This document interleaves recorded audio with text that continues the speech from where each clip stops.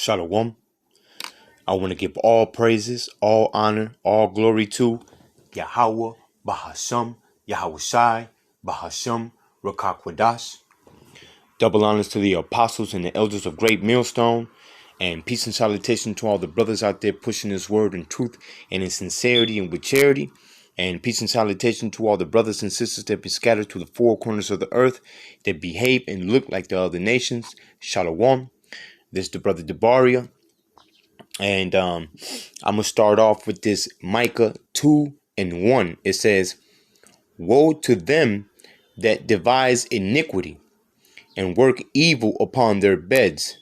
When the morning is light, they practice it, because it is in the power of their hand. And they covet fields and take them by violence, and houses and take them away. So they oppress a man and his house, even a man and his heritage." Okay. And the reason I'm bringing this out, as you can see on the title, all right, forced integration and nutrition experiments. All right. This is another lesson on critical race facts, and I'm going to be going into the forced integration that was put upon the natives, so-called Native American Indians, which are the tribe of Gad, according to the spirit, Rakakwadash. Okay. The forced integration put upon the tribe of Gad, the so-called North American Indians, by Esau Edom. Okay, the self-proclaimed white man today. Okay. And these are just facts that I'm bringing out. All right. This is more of a history lesson, but through the spirit and power of Yahweh Bashim Yahushai, I'm going to be pulling out scriptures and to back up, everything that correlates, man, because, okay, our people, right, which are the chosen people of Yahweh Bahashim Yahushai, all right, which Yahweh is the name of the Father, Bahashim is coming in the name of, and Yahushai is the name of his son in the Hebrew, all right, the proper true holy names, all right, and his chosen people are you so-called Negroes, you so-called Latinos, so-called Hispanics, so-called Native Americans, so-called indigenous Indians of the Americas, South America, North America, Central America, Canada, the Caribbeans. Okay. All right. Hey, you are the chosen people of Yahweh Bashim Yahushai, and those that have been scattered to the four corners of the earth, that behave and look like the other nations today. All right. I'm going to be going into some of the atrocities, all right, that were committed onto our people, man. Okay. By the hands of this devil. All right. Which the word devil means deceiver. Okay. Enemy, adversary. Of who? Of you so-called Negroes, Hispanics, and Native Americans, of the Israelites. Thus the adversary of Yahweh Bashim Yahushai, right? Which the world ignorantly calls God and Jesus. Okay? To what? To further deceive the world, man. All right? Now, through forced integration, all right, through violence, okay, through slaughtering, through deceit. Matter of fact, real quick, it's off of my, it's out of my notes here, but I'm gonna go ahead and grab it. This is Ecclesiasticus 10:12. It says,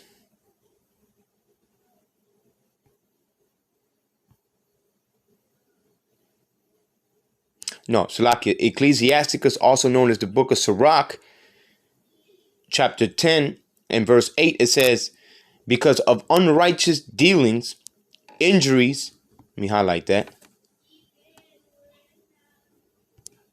It says, "Because of unrighteous dealings, injuries, and riches got by deceit, the kingdom is translated from one people to another. And this is what this man has done. He has used deceit, all right, with all of his broken treaties, right, that he promised to our people, all right, through violence, all right, unrighteous dealings, right. He has inherited the fat of the land, man.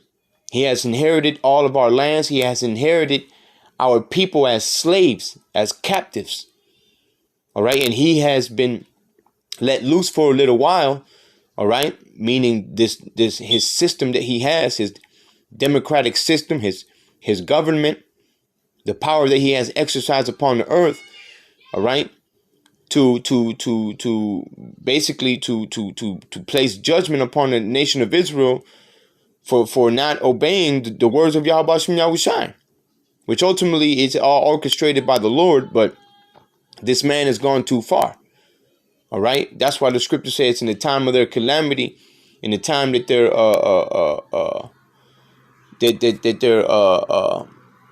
basically the time of trouble had an end, man. You see, Salakia. Now this may be an extensive video, and I will be going into a lot of reading. So Baba Kusha, bear with me. And I try to keep, from doing in-depth videos like this, but the spirit be on me to do it. So, the spirit, if it's on you, you got to bring it out, man. You got to do it. You got to follow the spirit of Yahweh Bashem Yahushai, the Rakakwadash. So I'm going to jump into Wikipedia here, live online, right? And going into some of the history of Canada. Okay. Now, let's go into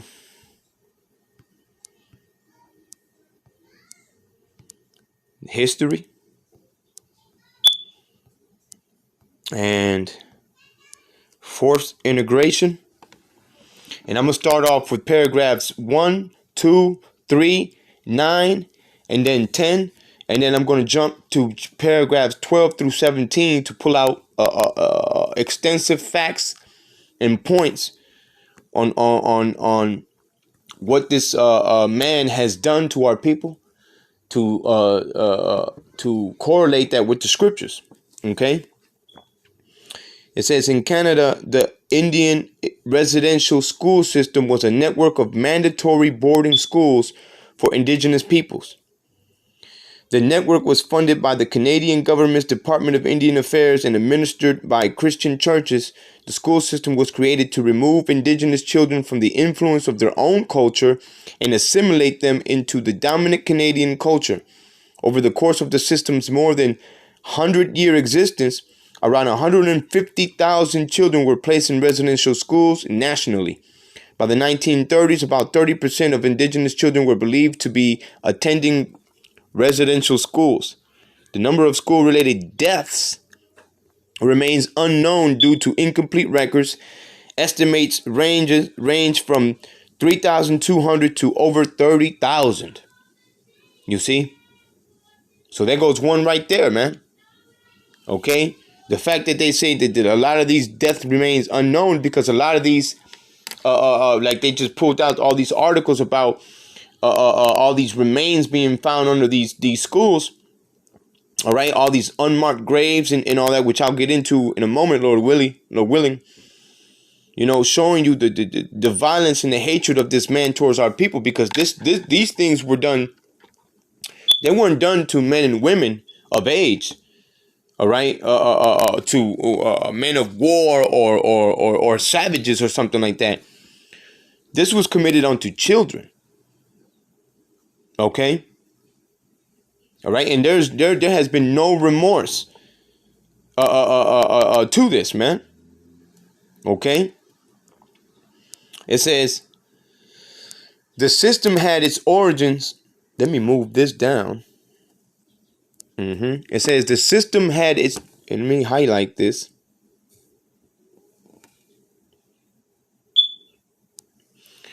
The system had its origins in laws enacted before Confederation, but it was primarily active from the passage of the Indian Act in 1876 under Liberal Prime Minister Alexander Mackenzie, an amendment to the Indian Act in 1894. Under Prime Minister Mackenzie, Bowell made attendance at day schools, industrial schools, or residential schools. Now notice it says industrial schools. What do you think they were doing there? Right? Getting them ready for slave work. In the last video I pulled out about this, I brought out and pointed out how the schools were in such bad, horrible conditions that they had the children working in the schools, maintaining the schools, basically doing slave work, man.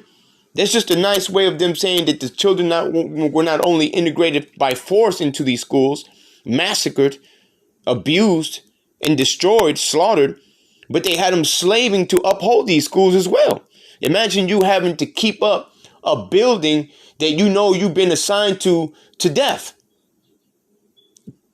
A building that you've been assigned to for abuse. And you got to upkeep it too? This is the wickedness of this man. This is the hatred that he has had towards our people. Okay? It says,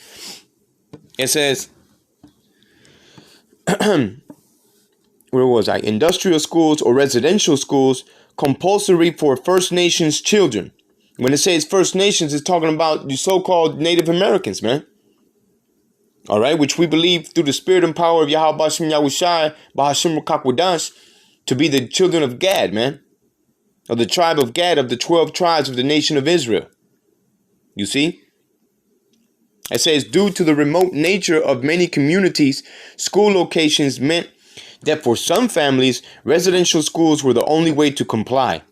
The schools were intentionally located at substantial distances from indigenous communities to minimize contact between families and their children.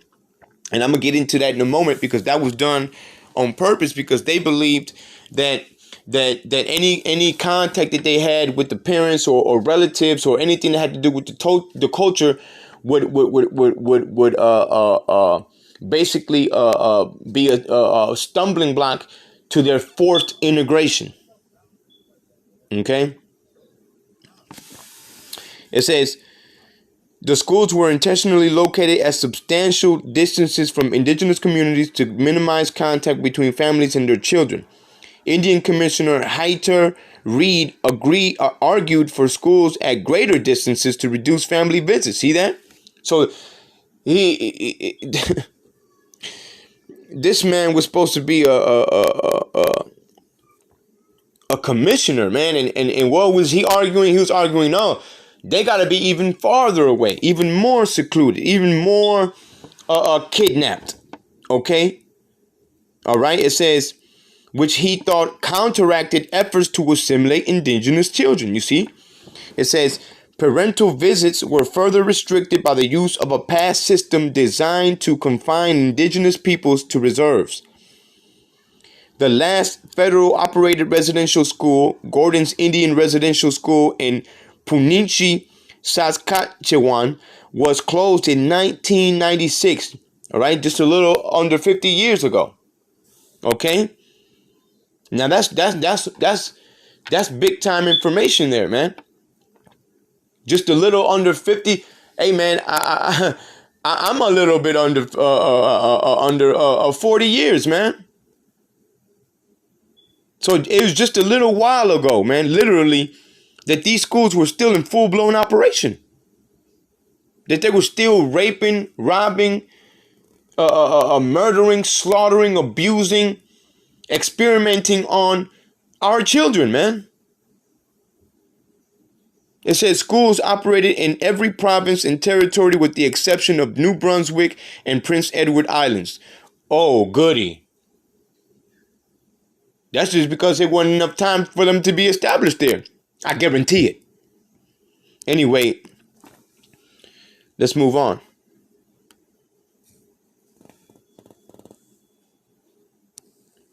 It says, the residential school system harmed indigenous children significantly by removing them from their families, depriving them of their ancestral languages, and exposing many of them to physical and sexual abuse. Student, so you can see that we're not exaggerating. All right, you can read it for yourself. Now, this is just a pretext of what I'm going to get into. All right. It says, students were also subjected to forced enfranchisement as assimilated citizens that removed their legal identity as Indians, disconnected from their families and culture, and that's a big part right there, that enfranchisement. We're going to get to that. It says disconnected from their families and culture and forced to speak English or French, students who attended the residential school system often graduated being unable to fit into their communities, but remaining subject to racist attitudes in mainstream Canadian society. So all that forced integration, all that abuse, all that slaughtering and murdering, for what? When they threw them into the so-called French Edomite communities, they were still being hated. They were still being abused and mistreated. They were still being treated unequal. So what's the point of forcefully integrating and assimilating them if you were still going to be looking down on them? Still going to be abusing them and being hateful towards them. You see? This is the hypocrisy of this man, of this devil, man. You see? It says, the system ultimately proved successful in disrupting the transmission of indigenous practices and beliefs across generations. The legacy of the system had, so basically it was literally cultural genocide and physical genocide. You see? Because they admitted right here themselves, it says the system ultimately proved successful in disrupting the transmission of indigenous practices and beliefs across generations. All they wanted to do was, hey, let me get it, was to cut off the name, all right, cut off the remembrance of them. Okay, they didn't want them to know who they were. They wanted to literally change them as a people, even if it meant to destroy them. Okay, let me get that one real quick. This is Psalms 83:1. It says, a song or psalm of Asaph, keep not thou silence, O Most High, hold not thy peace, and be not still, O Most High, for lo, thine enemies make a tumult, and they that hate thee have lifted up the head. They have taken crafty counsel against thy people and consulted against thy hidden ones. And who are the hidden ones? Who are the Lord's people? You so-called Negroes, Hispanics, and so-called Native Americans. Okay? All right? And the nations of the world have taken a crafty counsel. Okay? All right? A confederate against you. To what? To blot out your name. All right? To try and eradicate any remembrance of who you are. Because why? Because they hate that we are the blessed ones. That's why. They hate that we are the Lord's chosen people. You see? Verse 2, it says, Salakia, verse 3, it says, Salakia, verse 4, it says, they have said, come and let us cut them off from being a nation, that the name of Israel may be no more in remembrance. And like, for example, when you go into the Cree, one of the first nations, all right, the Cree, the Cree people, all right, the name goes, when you go into the so-called indigenous language, and which was broken Hebrew, and their name, okay, it means the people. Matter of fact, let me get that real quick. Salakia, hold on. Khan. So I typed in Cree on the internet, all right, and you see some pictures here. Okay, so-called Native Americans, right? The tribe of Gad. All right, these are one of the so-called First Nations. This is what Esau titled them as under. This is one of the first nations that they ran into, and one of the tribes, all right, or one of the sects, all right, SECTS, all right, of the tribe of Gad. They were already there for thousands of years, showing that they had what migrated from Assyria onto here, proving the second Esdras 13 and chapter 13. Okay. All right. Let me see. Now we go into Wikipedia, and it says the Cree Nehinal Nehai Wal, French Cree No, that's not what I saw. I looked it up last night. Now I won't show it, huh? Bear with me. All right. So when I was looking it up last night, I typed in Cree, and it showed this paragraph here, but it was different. And they changed it overnight. And then I went to my history, my search history, and it won't even show up the search that I did last night. So I feel through the spirit Esau is messing around. But this is good enough. Okay? Cree comes from the French name for the tribe Christenot, variously said to be a corruption of the French word for Christian, or an Algonquin word for first people. When I read it yesterday, it said that they were named Cree after the dude this dude named something James Christenot or something like that. And it said that the word Cree in Indian, in so-called Native American language, was Nehiyawak, meaning the people, you know. But now they switched it up, man. I mean, I just took about a good 15 minutes while the recording was paused to see if I can find that same search that I did last night, but it's nowhere to be found. I can't even find it in my search history. But the first people, okay, or meaning, well, I'll keep reading. It says, when speaking their own language, the Cree refer to themselves as Ai Si Niwak, meaning true men. You see? So, honestly, I don't even remember where I was at now because of that, but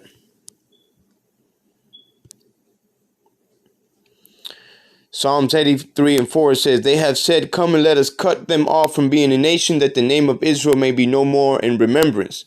For they have consulted together with one consent, they are confederate against thee. All right? And it names all of our enemies, man, starting off with Edom. All right? Esau, Edom. All right, and I'm going to get one more, and then I'll jump back to the other info. Which, quite honestly, I'm not gonna lie, that just pissed me the hell off right now. You know, because I literally just looked it up last night, and it was so blatant and obvious. You know, I should have screenshotted it, but I try to look it up now, and it's not even in my damn search history. You see? So that right there, you know, lets me know that Esau is messing around. You know. You better believe it. Psalms 109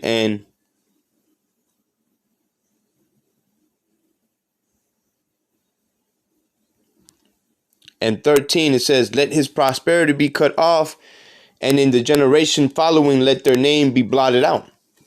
You know? And that's what they try to do, man. They try to blot out whatever remembrance we had of ourselves. You know? But like the scripture says, man, that in the land of our captivities, that we were going to remember ourselves, you know?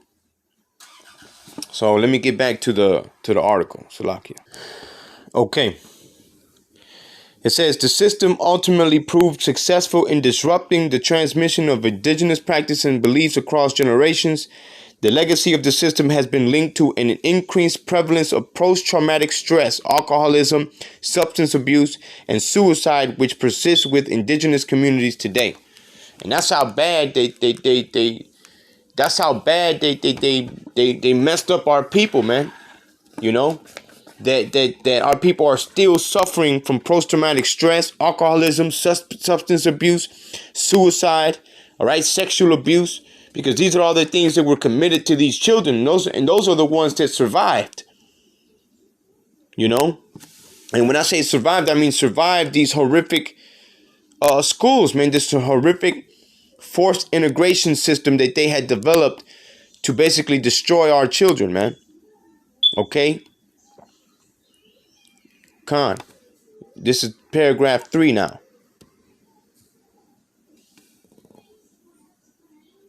It says, on June 11, 2008, Prime Minister Stephen Harper offered a public apology. No, that's not it.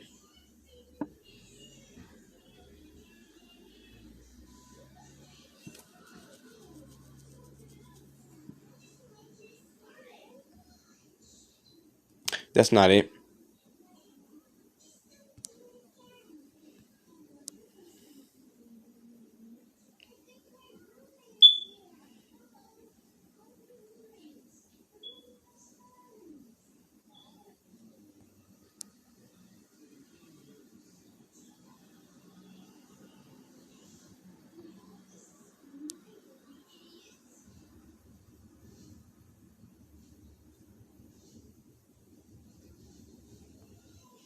Just bear with me now.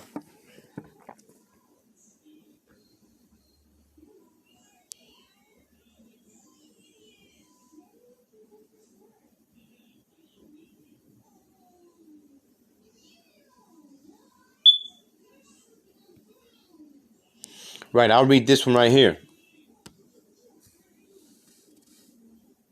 Educational programs were not widely attempted again by religious officials until the 1820s, prior to the introduction of state-sanctioned operations. Included among them was a school established by John West, an Anglican missionary, at the Red River Colony in what is today Manitoba. Protestant missionaries also opened residential schools in what is now the province of Ontario, spreading Christianity and working to encourage indigenous peoples to adopt subsistence agriculture as a way to ensure they would not return to their original nomadic ways of life upon graduation. We're going to get to that in a minute. I'm going to explain that in a minute. You see? Let me see.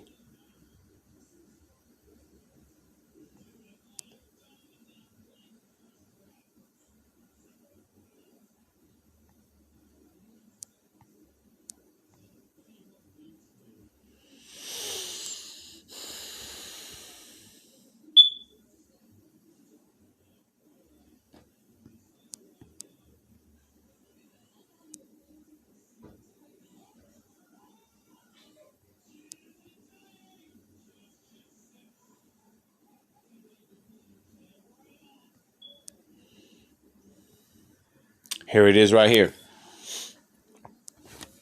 And I'll just highlight this right here like this.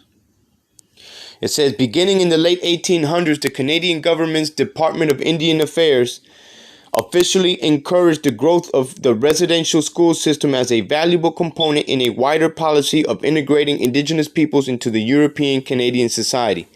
The TRC found that the schools and the removal of children from their families amounted to cultural genocide, a conclusion that echoed the words of historian John S. Malloy, who argued that the system's aim was to kill the Indian in the child. Over the course of the system's more than 100-year existence, around 150,000 children were placed in residential schools nationally. As the system was designed as an immersion program, Indigenous children were in many schools prohibited from and sometimes punished, which we're going to get into all that, for speaking their own languages or practicing their own faiths. The primary stated goal was to convert convert indigenous children to Christianity and acculturate them. Now,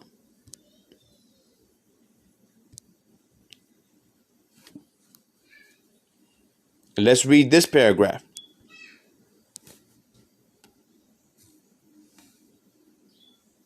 It says, many of the government-funded residential schools were run by churches of various denominations between 1867 and 1939. The number of schools operated at one time peaked at 80 in 1931. Of those schools, 44 were operated by 16 dioceses. No, that's not it.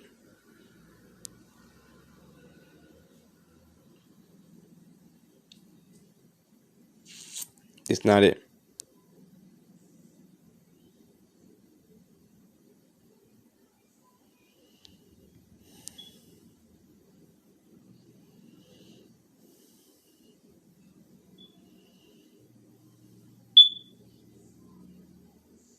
Right here. Salakia, brothers. Bear with me. On May 26, 1847, Ryerson wrote a letter for George Varden, Assistant Superintendent of Indian Affairs, asserting that the North American Indian cannot be civilized or preserved in a state of civilization, including habits of industry and sobriety, except in connection with, if not by the influence of, not only religious instruction and sentiment, but of religious feelings. He expressly recommended that indigenous students be educated in a separate denominational English-only system with a focus on industrial training. This letter was published as an appendix to a large report entitled Statistics Respecting Indian Schools. So they were saying that in order for them to be fully assimilated, they had to be completely cut off from any origin of their traditions or their religious or families. They could basically slow down the effect of them being assimilated into so-called European, French, Canadian society. You know, it says,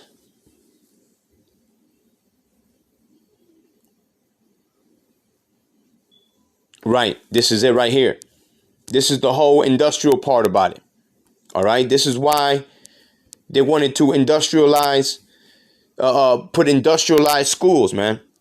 Okay, this is more of Esau's wicked treachery, man, of how he plays with his own laws and system.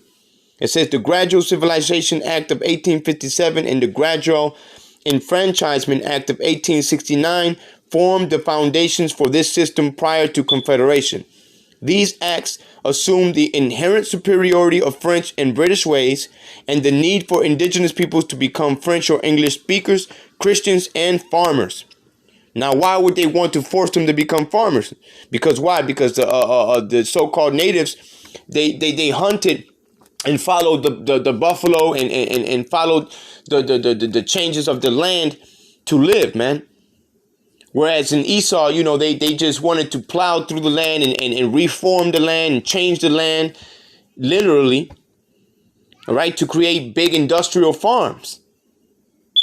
Okay, and by doing this, that's cutting them off of their culture and forcing assimilation to the so-called European, French, British, Canadian culture, whatever you want to call it, the Edomite culture. Okay. It says at the time, many indigenous leaders argued to have these acts overturned. Why? Because it was basically cutting them off from their culture. You see?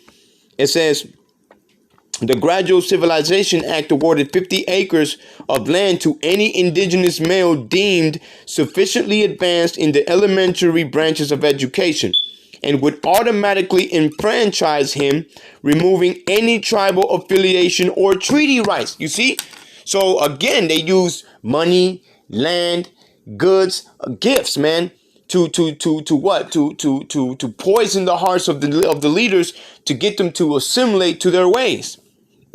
By doing that, they basically cut off or ended any peace treaty or any contact that they had with the natives. So they said, oh, we're not going to remove you from your land. We're not going to kill you off. We're not going to steal your women. This is a treaty. This is a peace treaty that we have.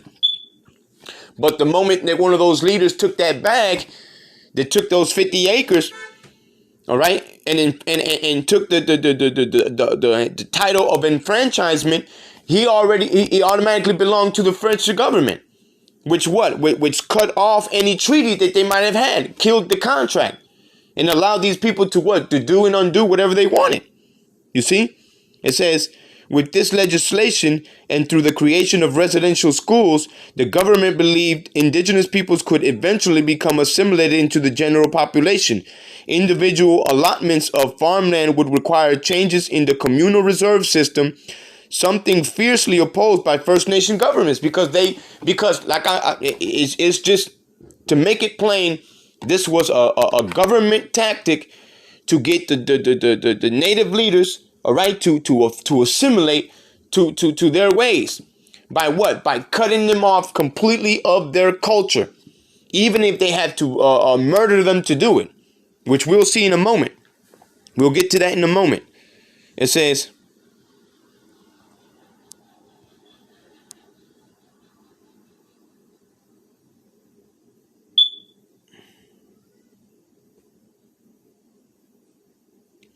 Right.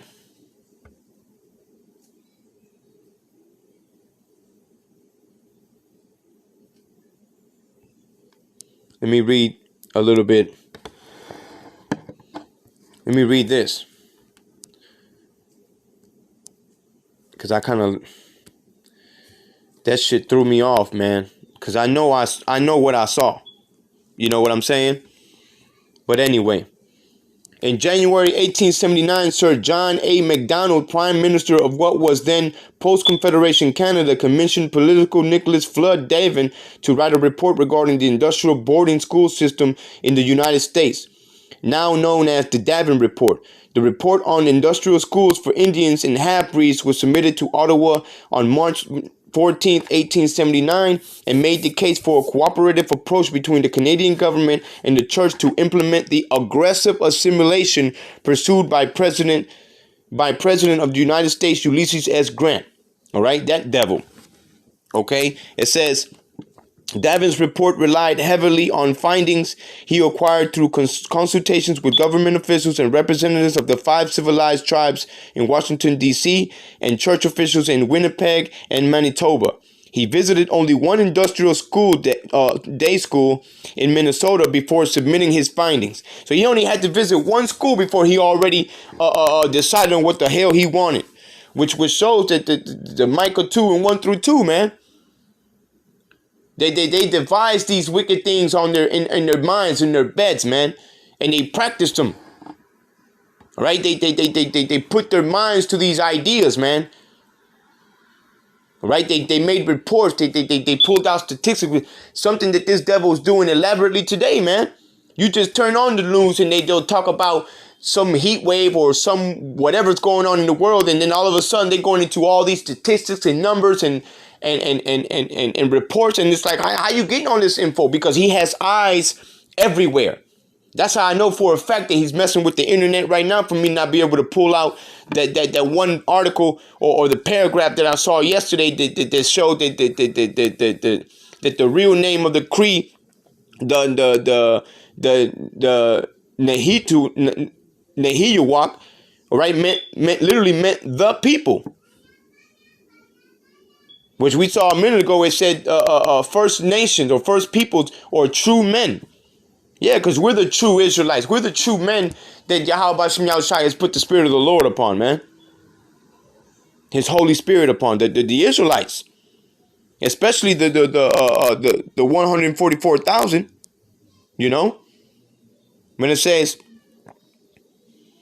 in his report, Davin concluded that the best way to assimilate indigenous peoples was to start with children in a residential setting away from their families so they could be kept constantly within the circle of so-called civilized conditions.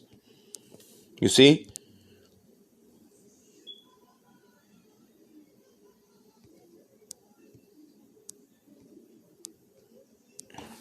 Now, Salaki, I'm about to get what I'm looking for in a minute.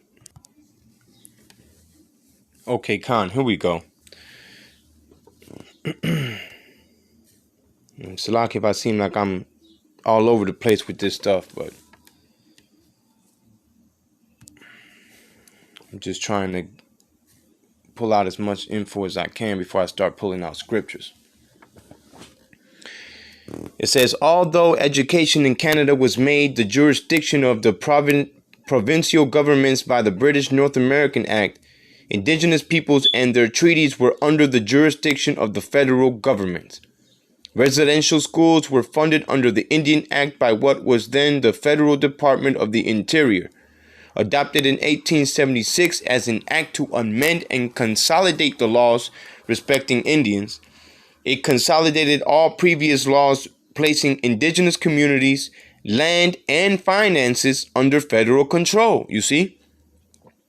It says, as explained by the TRC, the act made Indians wards of the state, you see? So the people themselves, everything, their culture, their land, their traditions, the people themselves, everything about our people was under the jurisdiction of the federal government, man, of Esau, Edom. All right, this is how they They destroyed our people, man. Right? One of the main ways was by putting these laws upon them. All right? These unrighteous laws, man. Okay? It says,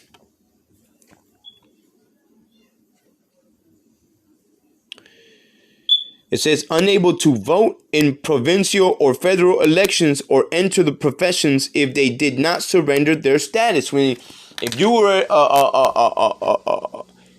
a leader, all right, in whatever so-called native community, right, you basically you couldn't do a damn thing unless you gave up your rights as leader, which what in turn would cut off the treaties. Whatever protection they had, matter of fact, this is the perfect time to bring out a scripture. This is the perfect time to bring out this scripture right here. Okay, let me see. Got that, and that.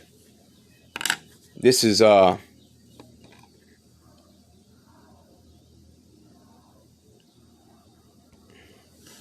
Malachi 1 and 4. It says, no, Salakia. Psalms, we'll get back to that. Psalms 55 and 21. It says, the words of his mouth were smoother than butter, but war was in his heart. His words were softer than oil, yet were they drawn swords. You see?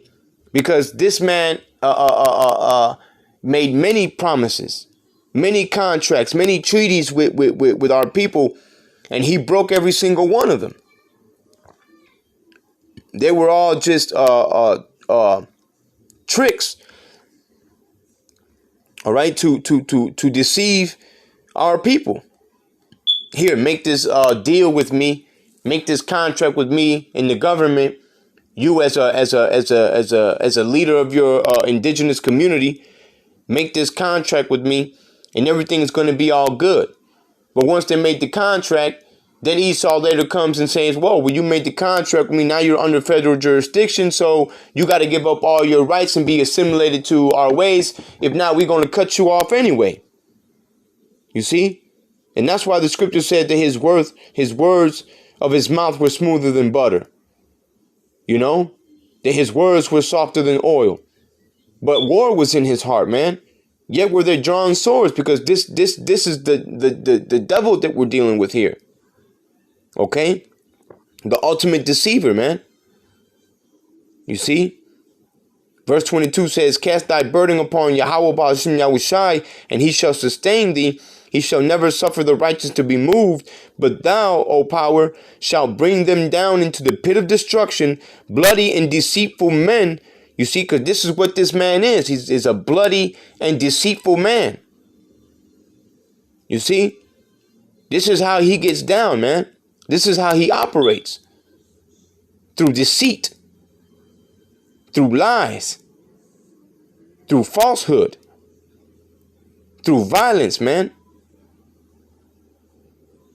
It says, bloody and deceitful men shall not live out half their days, but I will trust in thee. Because what? Our faith and trust is in our power, Yahweh Ba'ashim Yahushai, to deliver us out of the hands of this man. That's why you Israelites, man, you so-called Negroes, Hispanics, Native Americans out there celebrating some damn Juneteenth and whatever stupid holiday they throw at you to try to signify your freedom.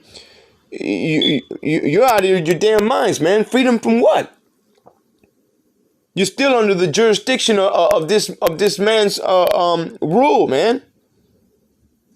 And it's a deceitful and bloody rule that is not for you, but out to destroy you as a nation. You see? It says, let's read some more.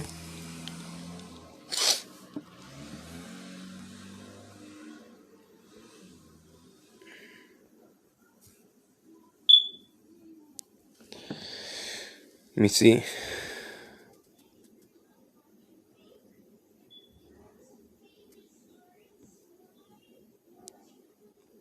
Did I read this one already?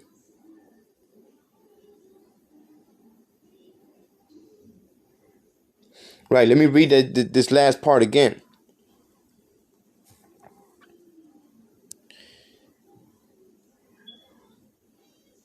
No, let's move on. Let's move on. It says, I'm going to read this whole part right here. It says, the report commissioned by Governor General Charles Bagot, titled Report on the Affairs of the Indians in Canada and referred to as the Bagot Report, is seen as the foundational document for the federal residential school system.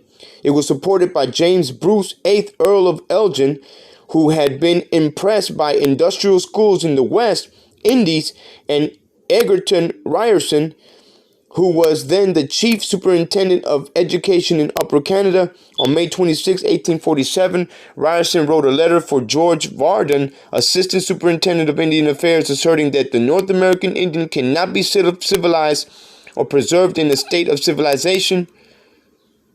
I read that already.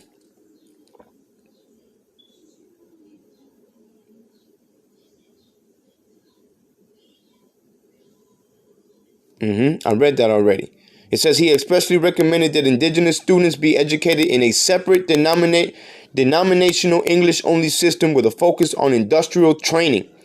This letter was published as an appendix to a larger report entitled Statistics Reporting Indian Schools. You see? All right. Now let's keep going.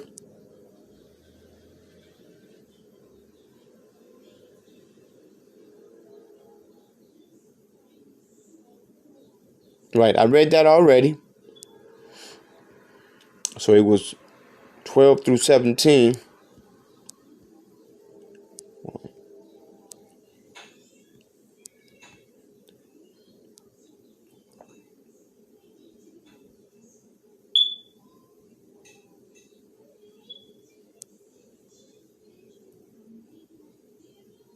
Let me read this. In his report, Davin concluded that the best way to assimilate indigenous peoples was to start with children in a residential setting away from their families so they can be kept constantly within the circle of civilized conditions.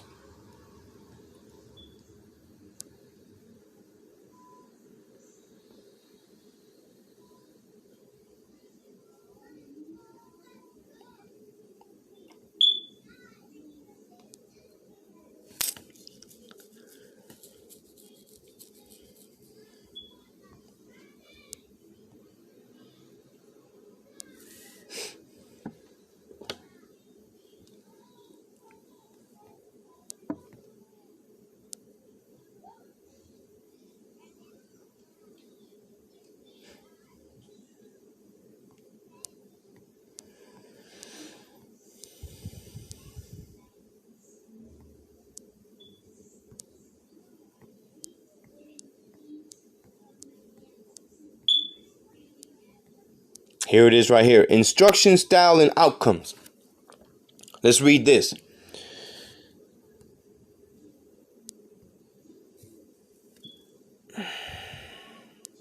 Instruction provided to students was rooted in an institutional and European approach to education. It differed dramatically from child rearing and traditional knowledge systems based on look, listen, and learn models. Corporal punishment and loss of privileges characterized the residential school system, while traditional indigenous approaches to education favor positive guidance toward desired behavior through game-based play, storytelling, and formal ritualized ceremonies. So instead of normal look, listen, and learn models of teaching, okay, the model was it was corporal punishment. It said corporal punishment and loss of privileges characterized the residential school system. You see? Corporal punishment and loss of privileges, man. All right? It says, while traditional indigenous approaches to education, so the way that our people learn, all right, the natural way that you so-called Negroes, Hispanics, and Native Americans learn is by game-based play, storytelling, and formal ritualized ceremonies. While at school, many children had no contact with their families for up to 10 months at a time. In some cases, had no contact for years, even up to death. They were killing these children. They were raping them, slaughtering them, abusing them, performing experiments on them, which we're gonna get to in a minute, Lord willing. Okay, it says the impact of the disconnect from their families was furthered by students being discouraged or prohibited from speaking indigenous languages, even among themselves and outside the classroom, so that English or French would be learned and their own languages forgotten.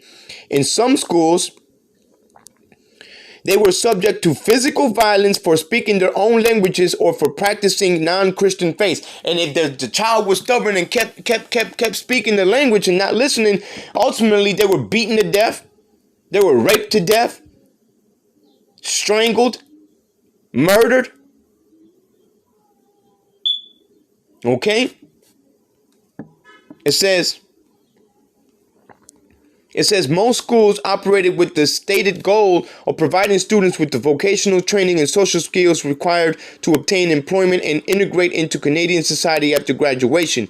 In actuality, these goals were poorly and inconsistently achieved because all they were doing was just, man, look, I'm trying to say this in the most lamest term possible where every listener can understand, but they were basically waking up, all right, Micah 2, 1 and 2, man. They were basically going to sleep, all right, thinking about how the hell they were going to beat, rape, and murder these children, and coming to work the next day and exercising these things. That's all they were doing, and they were covering it up with integration and assimilation to civilize them, to integrate them into our cultural preference.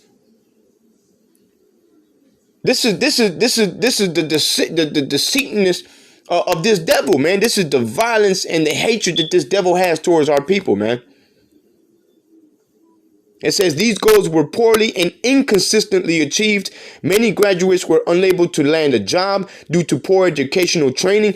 I thought they were going to school. They were being kept from their parents for months, years on end. What were they teaching them? Nothing. But to be slaves. But to receive punishment. To be quiet when they were sexually assaulted. To practice experiments on them.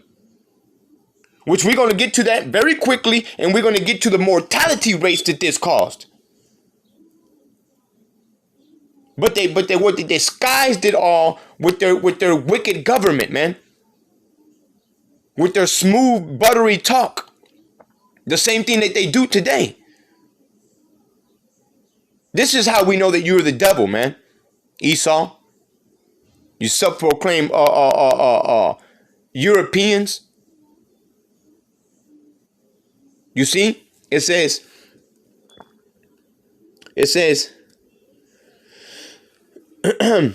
returning home was equally challenging due to an unfamiliarity with their culture and, in some cases, an inability to communicate with family members using their own traditional language.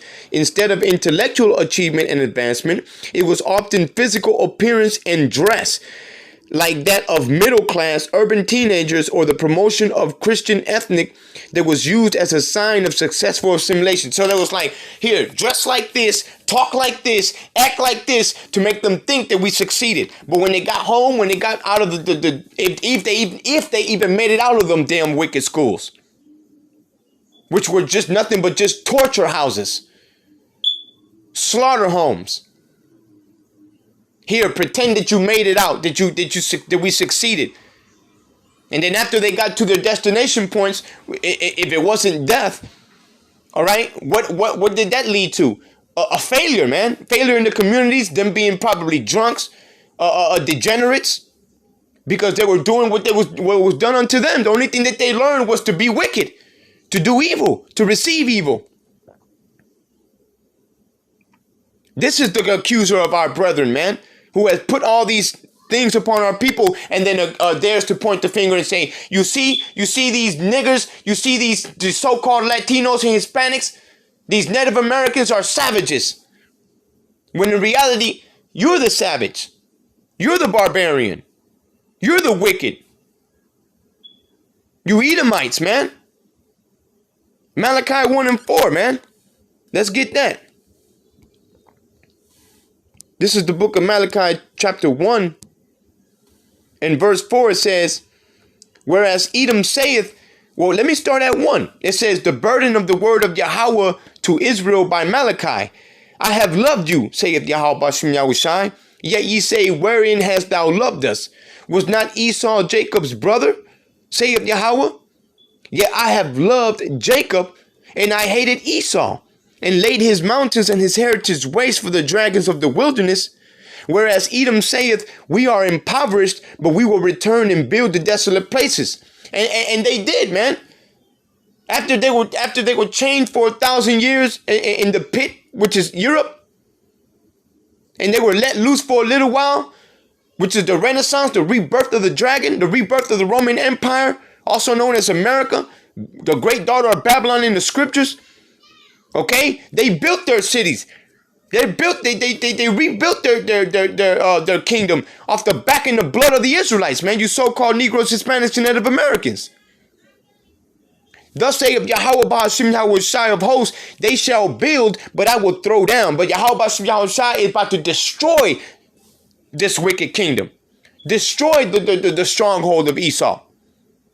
And they shall call them the border of wickedness and the people against whom the Lord hath indignation forever, man. The Lord Yahweh, man. Ba'ashim Yahushai. This man is the wicked, man. Okay? This is the devil, man. You see? It says, this is heavy. I'll read it again. It says, instead of intellectual achievement and advancement, it was often physical appearance and dress like that of the middle class urban teenagers or the promotion of a Christian ethnic that was used as a sign of successful assimilation. Man, you the devil. It says there was no indication that school attendees achieved greater financial success than those who did not go to school. As the father of a pupil who attended Battleford Industrial School in Saskatchewan for 5 years explained, he cannot read, speak, or write English, nearly all his time having been devoted to herding and caring for cattle instead of learning a trade or being otherwise educated, such employment he can get at home. And that's not to, hey, I bet you I bet you there's more to what that father had to say, man. So what did he learn there? Huh? He lucky he made it out. He lucky he wasn't part of this right here, which leads to my next part. Okay, let me see. That's that. Let's get Job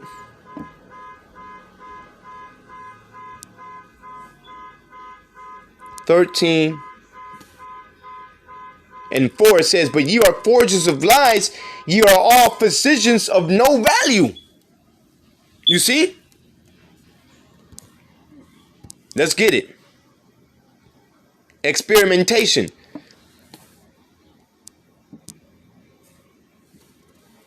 It reads, both academic research and the final report of the Truth and Reconciliation Committee relay evidence that students were included in several scientific research experiments without their knowledge. Bullshit. They knew. They were the ones commissioning it. We just read a little bit ago that the dioceses and all the higher ups of the British government and the French, and they all knew, but they were the ones authorizing it. They visited these schools themselves, man. They didn't see the horrific things that were happening. No, they were participants of it. It says, without their knowledge, their consent, or the consent of their parents. These experiments include nutrition experiments, which involved intentional malnourishment of children. You see that? All right. Vaccine trials for the BCG vaccine, as well as studies on extrasensory perception, vitamin D diet supplements, amebicides, isoniazid, hemoglobin, bedwetting, and dermatoglyphics, man. So these are all different crazy science experiments that they were performing on our children, man. You see that? The First Nations nutritional experiments were a series of experiments run in Canada by Department of Persons and National Health, now Health Canada. And then, so anybody affiliated with Health Canada, man, you are so-called Native American, so-called Negro, so-called Latino or Hispanic. If you're of the seed line of Abraham, Isaac, and Jacob, I suggest you leave that company, man. Because this company was founded on experimentation on our children, man. One of which was called nutrition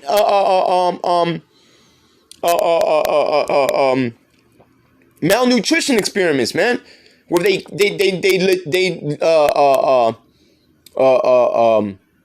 what's that word? What's that word, man? They intently, all right, deprive them of nutrition with intent. It says the experiments were conducted on at least 1,300 indigenous people across Canada. No, that's children. Right, there you go. Approximately 1,000 of whom were children. The deaths connected with the experiments have been described as part of Canada's genocide of indigenous peoples. You see? All right, let's get back.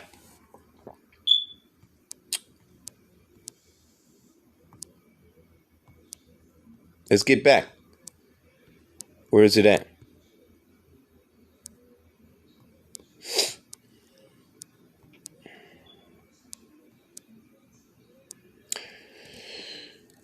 Mortality rates. Did I get the joke? Yeah, I did get the joke. And then I'm going to pull out some scriptures. Mortality rate. It says, man. Let me highlight this damn devil, man.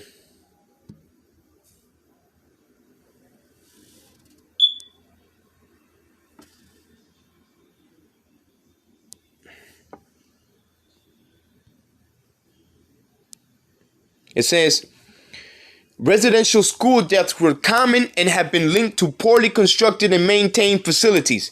The actual number of deaths remains unknown due to inconsistent reporting by school officials and the destruction of medical and administrative records in compliance with retention and disposition policies for government records, man.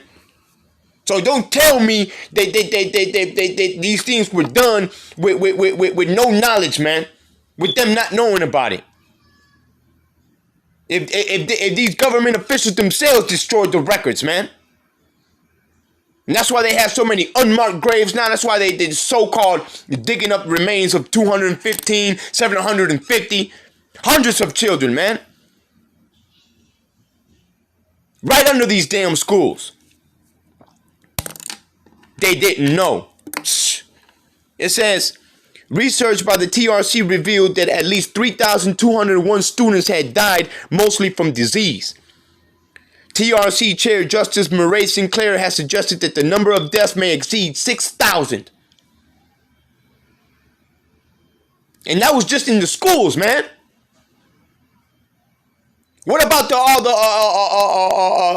the ratings that they did in their lands and in the so-called reserves that they put them in? The lack of nutrition and facilitated resources for those reserves, man. The lack of funds and ability for men to receive trades and work and have ownership of lands. What about that? In 1906,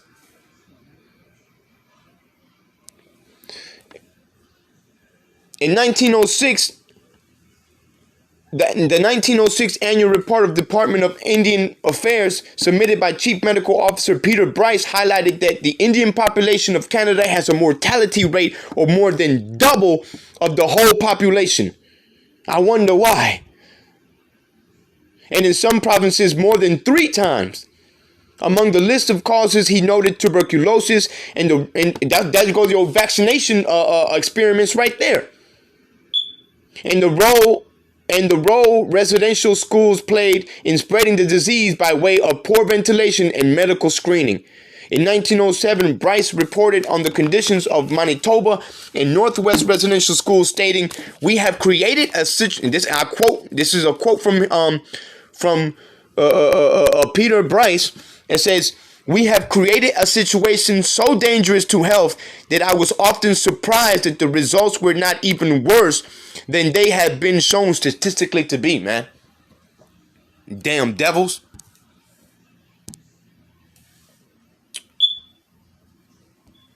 This is Psalms 73 and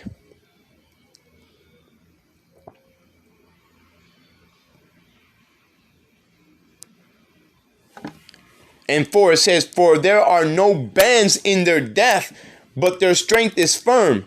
They are not in trouble as other men." And I just read that the mortality rate was double, no, triple than that of the regular so-called whole population in comparison to Esau, the Edomites, so-called Europeans.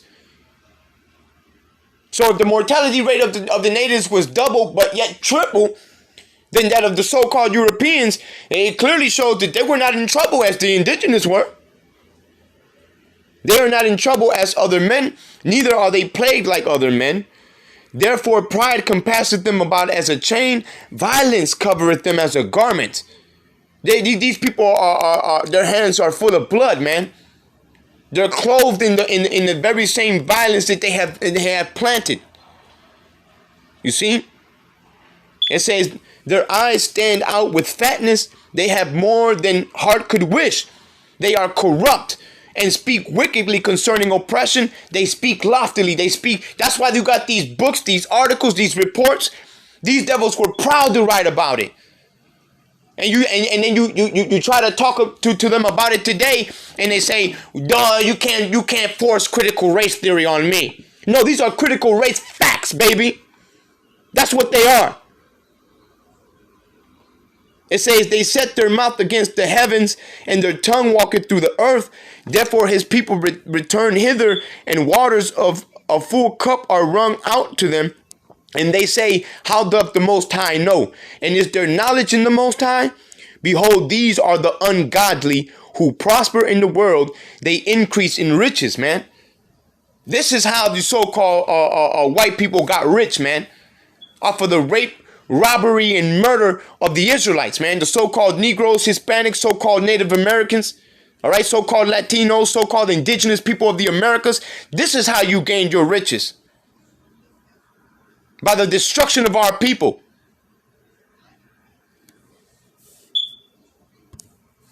And yet this man it still ain't satisfied, man. You see? He still won't let off. And that's why the Lord Yahweh Shem Yahushua is going to come and cause a destruction upon the house of Esau, man. Okay?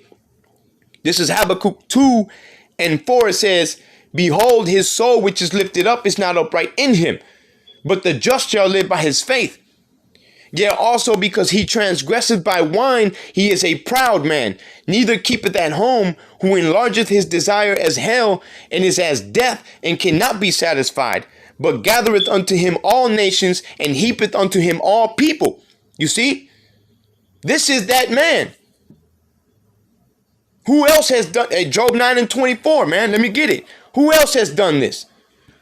If it ain't you so-called self-proclaimed white people, Europeans, man, then who else has done this upon the planet Earth? And mainly to the Israelites. The people of Yahweh Shem Yahushua, you so-called Negroes, so-called Latinos, Hispanics, and Native Americans, and those that have been scattered to the four corners of the earth that behave and look like the other nations today. Job 9:24 says the earth is given into the hand of the wicked. Who controls the earth today? Who's in the power seat? He covereth the faces of the judges thereof. If not, where and who is he? If it ain't this man, then who is it then? It ain't the damn Asians. It ain't the so-called Africans. It ain't the so-called Arabs. Right? No, it's you so-called Europeans, man. You so-called white people, self-proclaimed. That's who it is. All right? This is back to the back to the Habakkuk. Right? 2 and 6 it says, shall not all these take up that's it. It says, shall not all these take up a parable against him? And a taunting proverb? Salakia.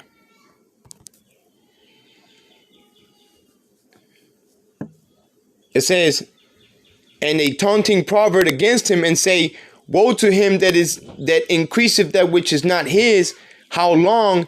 And to him that ladeth himself with thick clay. Shall they not rise up suddenly that shall bite thee, and awake that shall vex thee? And thou shalt be for booties unto them, because thou hast spoiled many nations.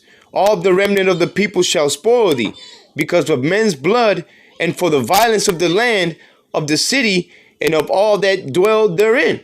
You see? So because of all, let's get this one.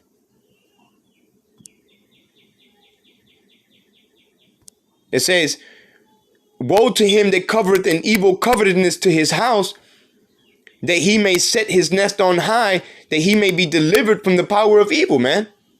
You see? Because why? Because the judgment of Yahweh Bashem Yahushai is coming, man, to the house of Esau. Because of all this wickedness that he has committed, man.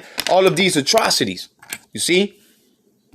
And I'm going to close it out right here with the book of Obadiah 1 and 8. It says,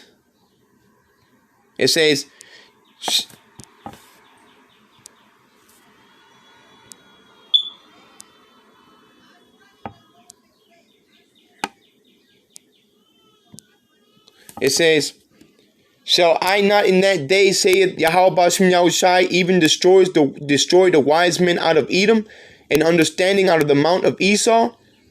And thy mighty men, O Teman, shall be dismayed, to the end that every one of the mount of Esau may be cut off by slaughter. It says, for thy violence against thy brother Jacob, shame shall cover thee, and thou shalt be cut off forever, man. All right, so that's the judgment of Esau, Edom, for all these atrocities and all this violence that he has committed towards the nation of Israel. All right. So with that, I hope this was edifying. I want to give all praises, honor, and glory to Yahweh, Bahasham Yahushai, Bahasham Rukakwadash, double honors to the apostles and the elders of Great Millstone, and peace and salutation to all the brothers out there pushing this word in truth and in sincerity with charity. Shalom.